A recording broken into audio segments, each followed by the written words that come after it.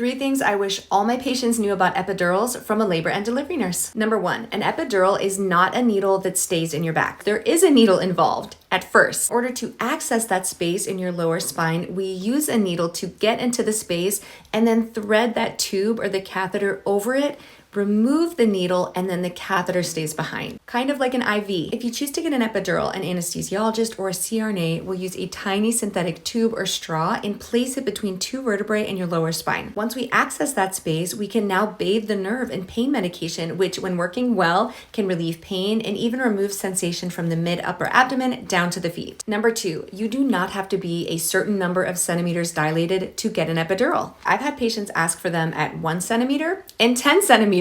That's because dilation has nothing to do with whether an epidural will work or not. The reason people do think they have to be a certain number of centimeters dilated to get an epidural is because many facilities do require people to be a certain number of centimeters dilated. It's not because there's something magical about being 4 centimeters or whatever number they've chosen. It's usually due to the resources they have available, the staff, and other safety and logistical considerations. Now, where I work, the only rules we have regarding when you may ask for your epidural is that 1, you are able to remain still enough for the provider to safely place an epidural, and 2, that you're basically not crowning or the baby isn't coming in the exact moment that we're trying to place the epidural. The good news is this is the case for many facilities. This is a very common policy to have, so check with your provider and find out what their policies and practices are surrounding epidurals. Number 3, you can move and push in a variety of positions even with an epidural. So getting up out of bed is pretty much off the table.